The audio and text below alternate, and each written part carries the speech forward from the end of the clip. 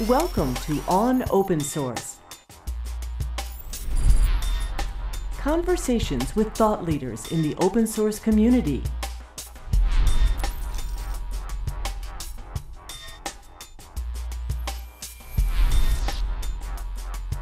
Brought to you by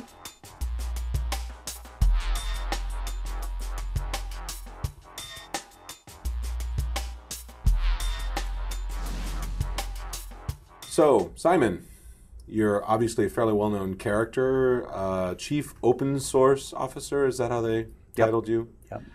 What does that mean on a day-to-day basis? Do you just sit around reading open source licenses all day? That's all there is to do. So I'm responsible for Sun's global open source strategy. Okay. And I have a team of people that look after the relationships that Sun has with the different open source communities. Okay.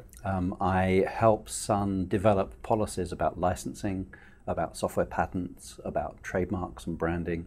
My goal is to generally guide Sun as it heads into the future that Jonathan Schwartz, our chief executive, told us we were going to do. Okay. He told us a little while back now that all of our software was going to be open source. And so when you're making that sort of commitment, and you're a company like Sun that's got a vast amount of software as part of its business, that's actually a really big deal. So my job responsibility is to be the pilot in the tugboat, trying to help the cruise liner to head in the right direction. So let me start with this, basic question. Sun was in some financial straits for some period of time, letting people go fairly regularly, actually. And Sun has now turned around and said, we will now give away for free all of our software. Mm-hmm. Why are we doing this again? I mean, for a company that was very successful selling Solaris for so many years and certainly built a huge amount of success around Java and arguably could have made some pretty significant money if they'd chosen to sell Java instead of simply make the binaries available for free. Why is Sun making this move towards open source and giving away the fruits of their labors? Well, there's a couple of things that need digging into in that question. One of them is, you actually asked the two favorite questions that people like to ask about Sun.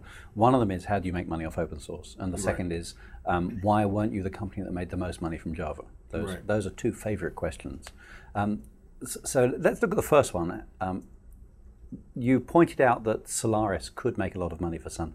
Solaris has actually made a great deal of money for Sun over the years. Now, what was it that people were buying when they bought Solaris? Were they buying a glossy box and a CD? Or were they buying something else? I'd suggest to you that what people have always bought with Solaris has been the ability to keep their data center running and the ability to get somebody to help them if it stops running. Okay. And what we're selling today is exactly that. We are selling the ability to keep your data center running on Solaris. All that we've done is we've keyed that ability not on your purchase of a license up front, but rather on your purchase of a subscription further down the process. And what that's done is that has actually opened up a new market for Solaris that didn't exist before. By removing that barrier to entry of having to pay in advance for the software on faith, what's happened is something like 7 million additional licenses have been registered for Solaris, mainly on x86 equipment, mainly on our competitors' x86 equipment. And that has led to a growth in our training business. It's led to a growth in the subscription business for support and updates. And it turns out that people still want what they always wanted.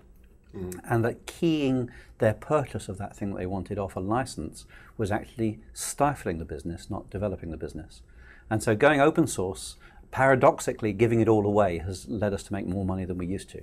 But the money that's now being made is more in the service and support space than it was in the license space? Well, you've got to watch that argument, actually, because the money that we're making is for the same thing, paying the same people. Right. So all that was happening before was, yes, there was some money being paid for a glossy box and making some CDs. Right. But what was actually happening was someone was saying, we're running our data center on Solaris.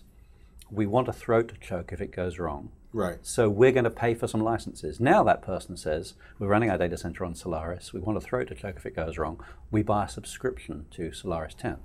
Okay. And So is that a service business? Well, if it was, then it's always been a service business. Okay.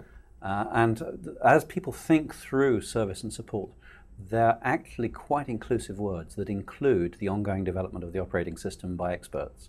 And the subscription fees people are paying are still paying people like Adam Leventhal and Brian Cantrell to develop the world-beating capabilities that make sure that Solaris will be a great operating system next release, just like it was last release. Okay. With respect to Java, does the open sourcing of Java change Sun's position in terms of Java branding, Java specification development, or is this kind of same stuff, different day, simply because you had already been in a position where you were sort of giving Java to the community to begin with? Right. I'd say that the Java platform is in a transition phase at the moment. I think that it's going to be inevitable that there'll be some adjustments to the JCP that are made as a result of the fact that the business models are changing. As it stands at the moment, OpenJDK, which is the open source Java SE project, it is Sun's implementation of the standards, and actually it doesn't affect the development of the standards in any way. Okay. Now it turns out that the people who are working on OpenJDK are the people who are developing the code from which the specifications for Java 7 will be derived. Right. And so if you look at OpenJDK at the moment, it's actually the development tree for Java 7. Right.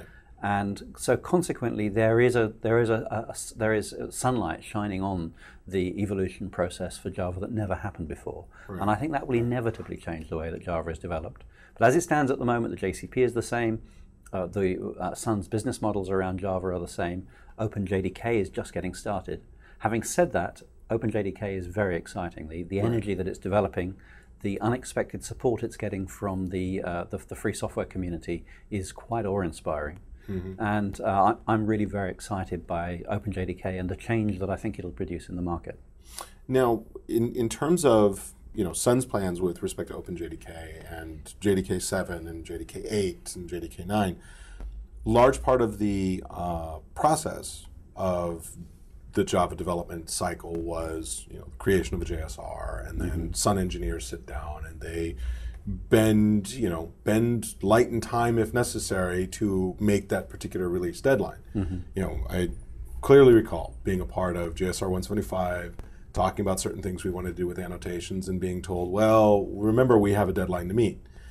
In an open source project, you don't necessarily have that same kind of whip to crack over the developers' heads to say, we need to make this particular release deadline.